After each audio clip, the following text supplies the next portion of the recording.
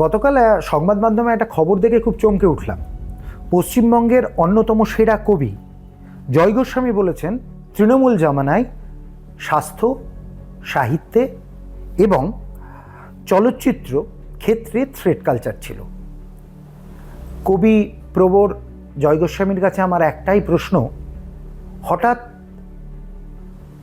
2026-এ August মাস বা জুলাই মাসের শেষে পরন্ত কোনো বিকেলে উনার এরকম মনে হলো কেন?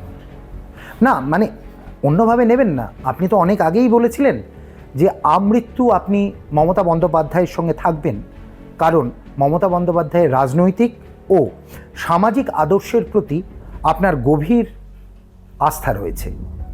উনি এই মন্তব্যও করেছিলেন, অভিষেকের মতন বুদ্ধিমান এবং সংযত রাজনীতিবিদ উনি দেখেননি, এবং আপনার পছন্দ এরকম সংযত এবং বুদ্ধিমান রাজনীতিবিদের।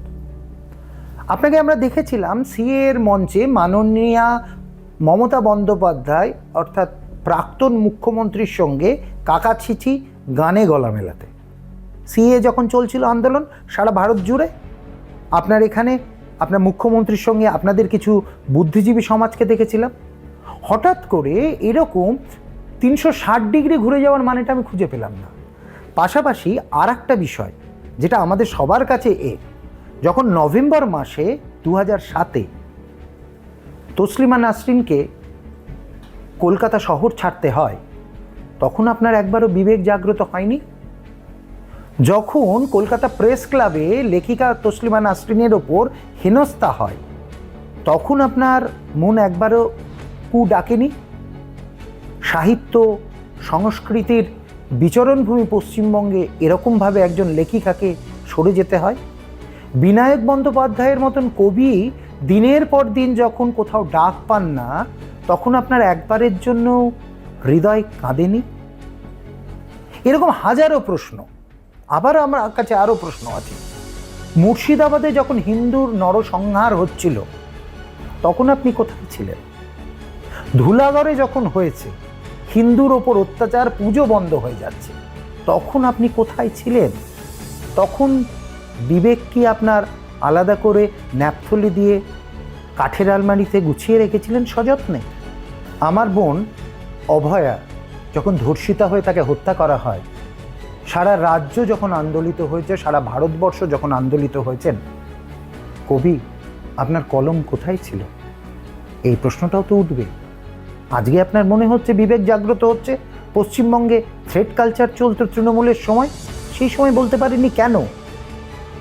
যখন আমার প্রায় 350 জন কার্যকর্তা বিজেপির মারা গেছে, একটি নিয়েও আপনার টু শব্দ খুঁজে পাওয়া যায়নি। প্রশ্ন করুন নিজেকে। আজ আপনি ভাবছেন যে এই কথা বলে, এই থ্রেড কালচারের গল্প শুনিয়ে আপনি হয়তো এই সরকারের নৈকট্যে আসতে পারবেন। কবি সাহেব, অবস্থা বদলেছে, পশ্চিমবঙ্গের রাজনৈতিক অবস্থান বদলেছে। মুখ্যমন্ত্রীর নাম শ্রী শুভেন্দু অধিকারী। অতীতের মতন ওই যে গরু দুধ দেয় সে গরুর লাথি খাওয়া যায়, এই কনসেপ্টে চললে এই পশ্চিমবঙ্গে নৈকট্য পাওয়া যাবে না সরকারের। সহজ কথা সোজাভাবে বলার চেষ্টা করুন।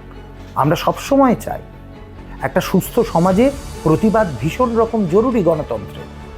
আপনাদের মতন সৃজনশীল মানুষ, অর্থাৎ যারা সাহিত্যের লোক, যারা কবিতা লেখেন, যারা নাটক তৈরি করেন, নাটকে অভিনয় করেন, যারা ছবি আঁকেন, আপনাদের এই সৃজনশীল মনে অনেক প্রশ্ন উঠে আসবে।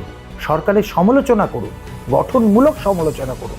শুধুমাত্র তাবেদারি করবার জন্য ওই সময়টা খারাপ, এই সময়টা ভালো, এই বলে কাছে আসার নৈকট্যে আসতে পারবেন না।